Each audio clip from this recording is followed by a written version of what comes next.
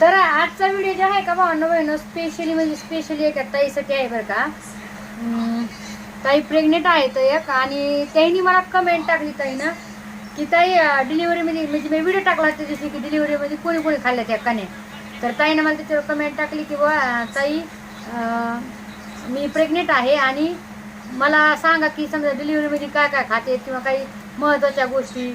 तर आजचा व्हिडिओ त्या स्पेशल ताईसाठी आहे.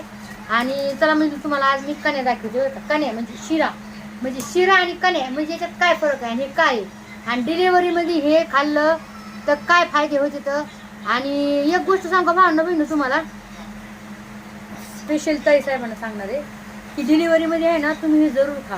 कारण की ना याने आहे ना तुम्हाला म्हणजे ते लेकरासाठी दूध पण पूर्ण समजा दूध पण येणार तुम्हाला. आणि म्हणजे कोणाकोणाला असतंय ना की समजा दूध नाही येत त्यांना बायकांना खूप अशा हे राहतात की लेकराचं पोट नाही भरत मग त्याला वरचं दूध लावावं लागत आहे. असे खूप बाया आहेत तर म्हणजे लेडीज.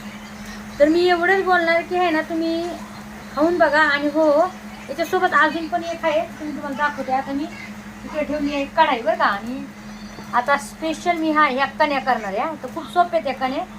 आता पहिलं तर आम्ही हेच खाल्ले बाबा. काय माहिती तुम्ही खातात का नाही. आता हे खूप आहे बघू शकता. मी आता कढीवले जास्त का बघा.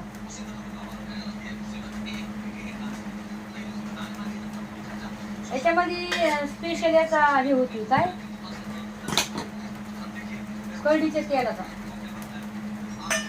कढीचं तेल याच्यामध्ये टाकावं लागते. आणि हो तुम्हाला एक गोष्ट सांगते डिलिव्हरीमध्ये आता तर मला नाही माहिती आता भेटतंय का नाही कढीचं तेल चांगलं.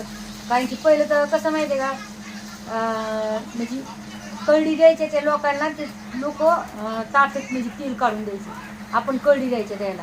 आता तर नाही म्हणा आता तर काय जाऊन याच्यामध्ये आणते समजा दुकानामधून. पण पहिलं जे होतं का तर म्हणजे याच्यामध्ये असं कढीचं तेल काढून आणायचं डिलिव्हरी बॉयसाठी खास स्पेशल. आणि मला असं वाटतंय की तुम्ही पण खा. पण आता काय माहिती आहे तुमच्याकडे आहे नाही भेटलं तर चांगलंच भेटतंय. तर आता आपले हे आहे ना जे रवा आहे का आपल्याला बारीक रवा आहे आपला आणि त्याला मस्तपैकी परतून घ्यायचा बरं का भांडू म्हणून. तर आता आपला रवा मस्तपैकी भाजणं झालाय बघू शकताय. आता पाणी टाकूया. आपल्याला पतला करायचा आहे त्याच्यामुळे मी जास्त पाणी टाकायचे. तुम्हाला जर घट्ट करायचं असेल तुम्ही घट्ट थोडंच पाणी टाका. जर शिरा करायचा त्याच्यामध्ये टाकते साखर थोडी. याच्यात तुम्हाला खोबरं टाकायचं असेल तर खोबरं पण टाकू शकता. काजू बदाम सगळं टाकू शकता. पण आता जसा म्हणजे महिमा करून देत होती डिलिव्हरी